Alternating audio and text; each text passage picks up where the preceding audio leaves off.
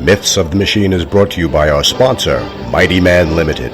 Be a master of the universe when you wear Mighty Man Limited athletic and sportswear, custom-designed athletic compression gear for male and female athletes, compression shirts, sports bras, yoga pants, hoodies, and more. Available only at mightyman.logosoftware.com.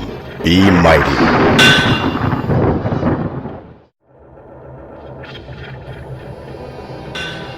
Since the time when men gathered around campfires and told tales of the warriors who challenged the monsters that gather in the dark. The mighty men who fought alongside the gods, some rising to victory, others falling into the abyss. These are the heroes who became the myths of the machine.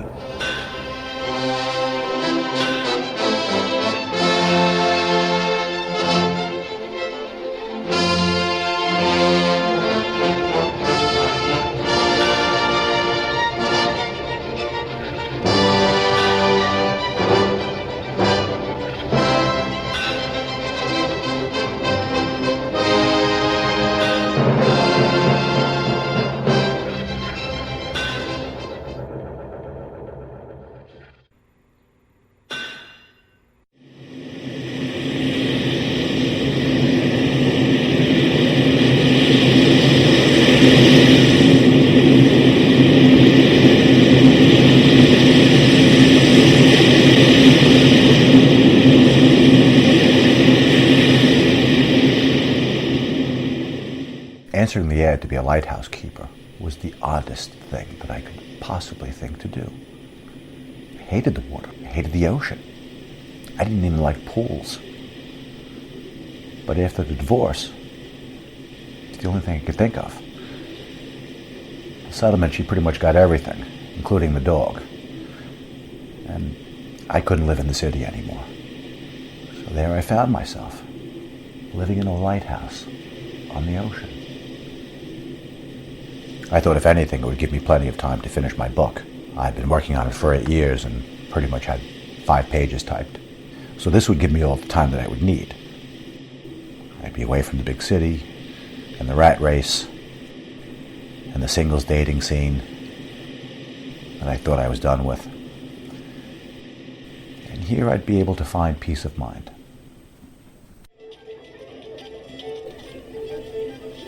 I hope the neighbors were pleasant enough. Seeding the ground is an act of love. It has to be done with the hand. If you cock your head just right, you can hear the corn growing. Everybody had that down, homey, East Coast feeling that you saw in a lot of movies and TV shows growing up. But it wasn't quite what I expected. I was still that city boy, or that city slicker. And everyone thought that I was something different than what I really was. And even that, I couldn't be sure of myself. We finally got the light working again. The calls came over the radio that the big storm was coming. Has issued a coastal flood warning, which is in effect from 9 p.m. this evening to 1 a.m. Tuesday. Something I pretty much dreaded. I hated the rain, let alone running from the house to the cab, from the train station to work. And now my first hurricane was coming. I have to admit I was terrified. But I do have a job. I'll keep the light going. It's dry in here. It's the least I can say. At 8 o'clock, the storm hit. It was a lot worse than I had expected. Not the kind of place that you want to be when you really don't like the ocean and the ocean is coming up into your front yard. It's my responsibility to keep that light shining.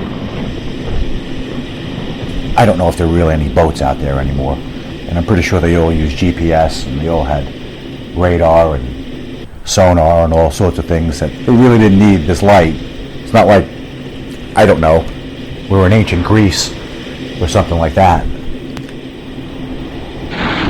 The storm, it sure was something. It battered us for hours. The wind howled like you've never heard anything before. Pretty incredible. 2 hours in, the lights went out. I gotta say, we had a few blackouts in the city. But it was a lot different because you had neighbors and you could hear the hustle and the bustle, cars outside. My nearest neighbor was more than a mile away. I was out here on this peninsula all by myself. The static in the storm, the radio really wasn't getting much. There really wasn't much I could do with the DVR system. There was no cable. It was one of the things I needed to get rid of, get away from. The constant 24/7 news cycle. And here I was living the Weather Channel. Frightening.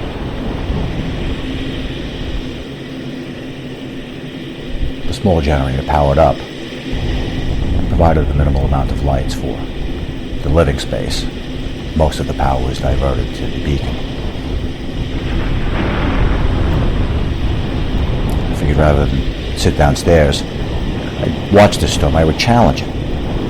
The safety of my glass tower, my brick and stone lighthouse.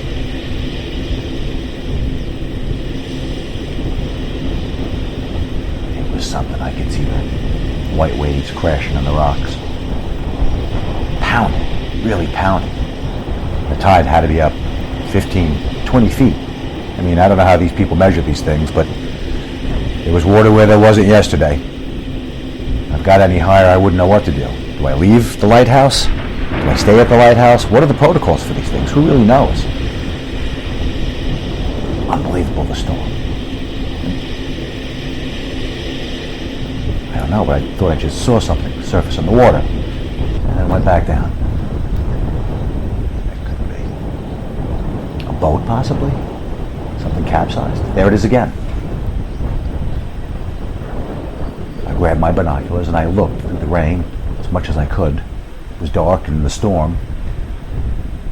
There was still more light coming from the sky during that I could make out a shape. I could make out a few shapes. It looked like it must be a boat. It must have crashed up onto the shore. It must be fishermen that stuck out in the storm.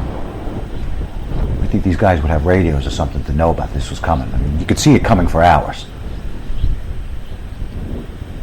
I better get downstairs and do something. Wait. Those aren't fishermen.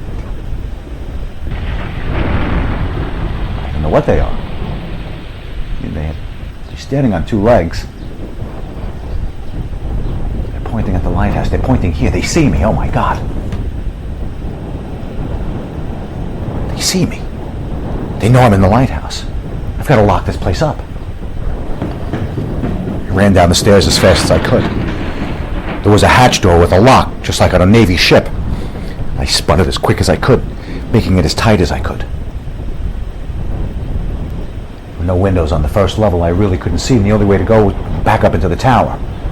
If they had seen me before, it was the only way to tell what would be going on. To run back up to the top of the lighthouse. They came closer to the tower, but I couldn't see them because they were too close, and I wasn't going out into that storm. No way was I going out into that storm. No, they're pounding on the door. Incessant pounding. What the hell can these people want with me? They're not even people. What the hell do they want?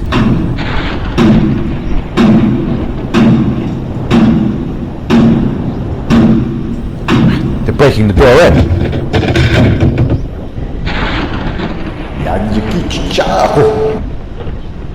What do you want? Who are you? I don't know who you are.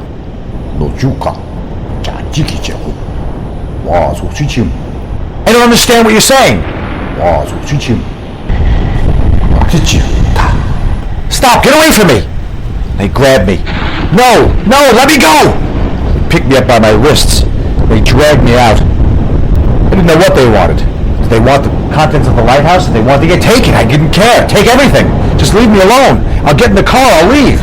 You'll never see me again. Just let me go. They wouldn't listen. They were intent on taking me with them. No, not there. Not there. I don't want to go into the water. No. They're taking... No. They kept dragging me closer and closer to the water's edge. I didn't want to be in the water. It was cold. and splashing rain and freezing wind. Closer and closer and deeper, they kept pulling me. What were these people thinking? They kept pulling me.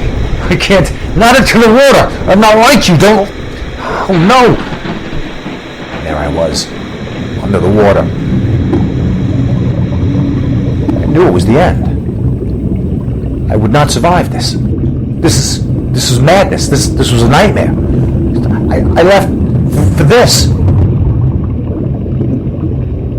They kept dragging me deeper and deeper under the depths. The storm itself seemed quiet. It seemed calm. The moments when I thought that I was just about to black out. As the thrumming, pounding heartbeat pounded in my ears, my head, I realized. I was amazed. But despite all of it, I was under 100 feet of water. And I could breathe.